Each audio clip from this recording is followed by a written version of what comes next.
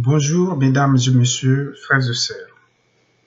Comme vous avez dû remarquer, j'interviens sur le nouveau esclavage qui prend origine généralement pour nous dans les affaires des couples blacks en Occident.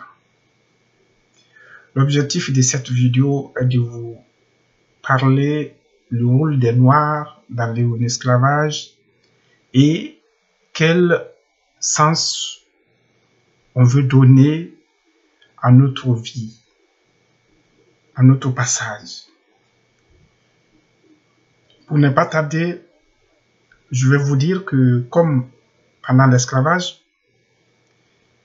malheureusement, et très à condamner et très condamnable, il y a eu collaboration de certains Noirs à capturer les frères, les sœurs pour les esclavagistes.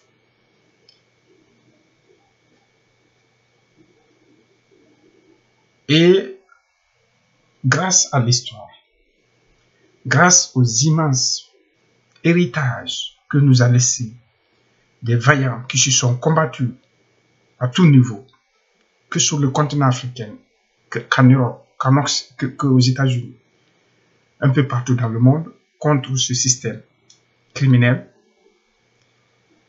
l'esclavage a été aboli.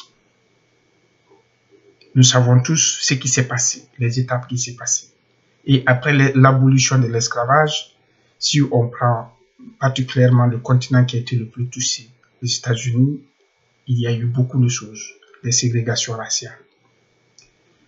Et jusqu'à présent, il y a la présence de ces phénomènes dans les sociétés occidentales. C'est une réalité qu'on ne peut pas ignorer.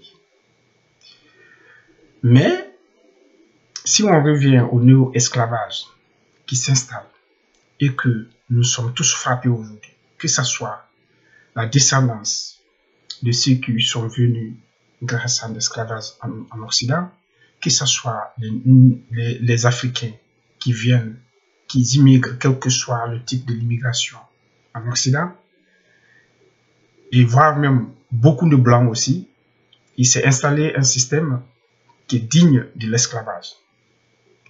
Ce système aboutit à la même satisfaction des services et même entrée d'argent économique que l'esclavage.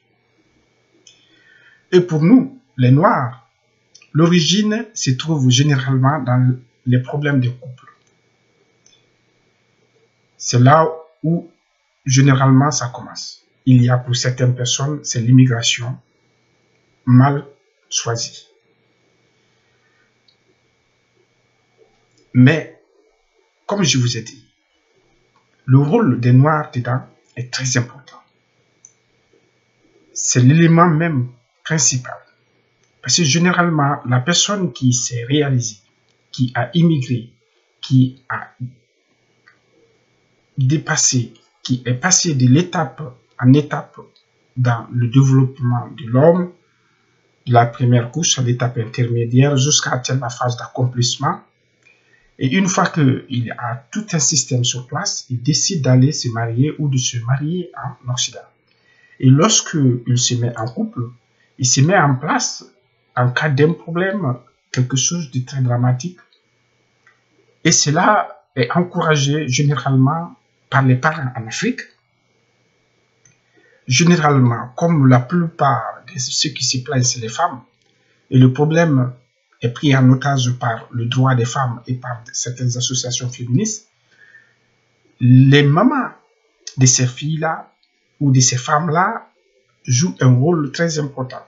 Elles contribuent grandement à la mise en place de ce système. C'est peut-être par ignorance, parce qu'elles n'ont pas les capacités. C'est pas parce qu'elles ne sont pas intellectuelles ou elles ne sont pas suffisamment développées, mais c'est un autre système.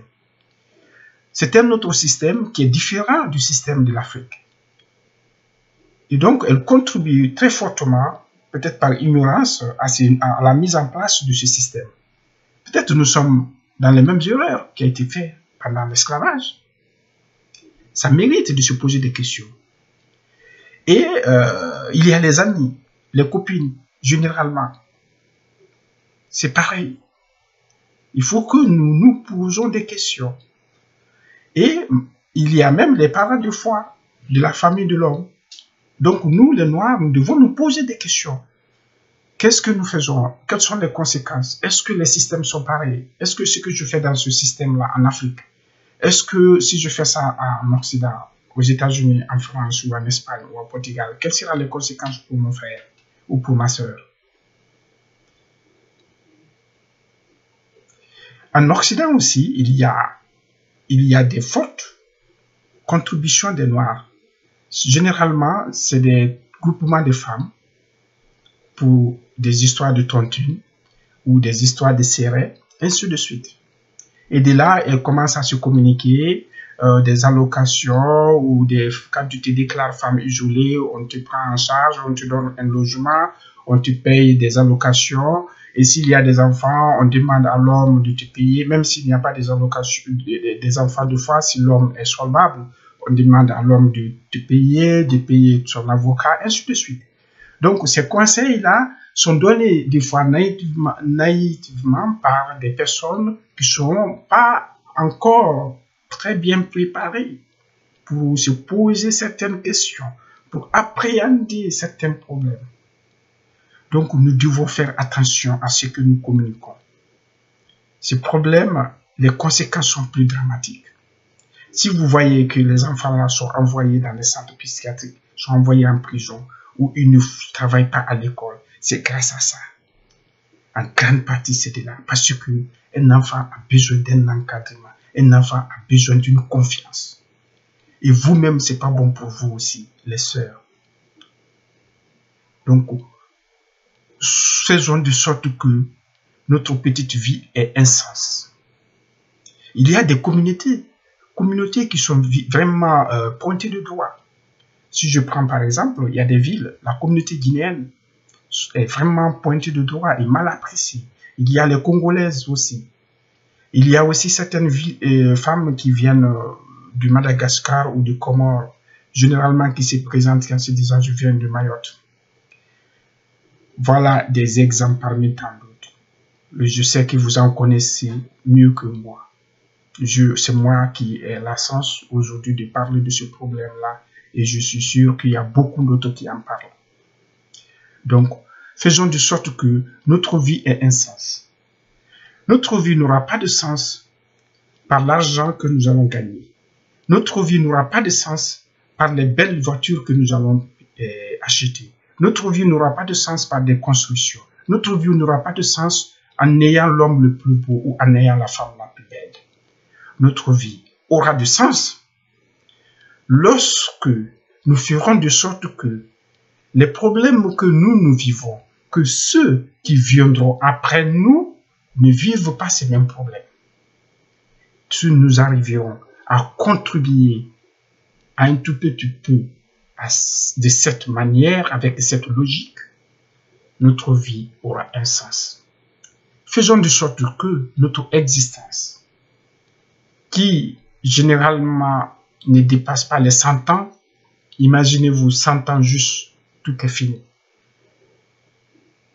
ne soit pas un gâchis, ne soit pas source de malheur pour d'autres qui aspirent au même bonheur, ou bien qui ont même préparé ce bonheur que vous avez détruit ou que vous êtes acteur de destruction pour vous donner ce qu'il veut vous donner. Donc, soyons responsables. Les Noirs ont trop souffert. Nous souffrons de l'inconvénient, du danger d'une seule version des faits. Nous avons des étiquettes. Nous sommes rabaissés au plus bas niveau de l'espèce et de l'échelle de l'espèce humaine. Les quelques rares cas qui arrivent à s'affirmer, qui s'en sortent, sont des exceptions. Comment faire de sorte que les mauvais exemples, les mauvais deviennent des exceptions et que le respect et que le cursus normal devienne une banalité pour nous? C'est en restant sérieux, en choisissant le travail et en décidant d'organiser notre vie autour de ce qu'on a, quelle que soit la quantité. Je vous remercie et je compte sur vous pour donner sens à notre existence.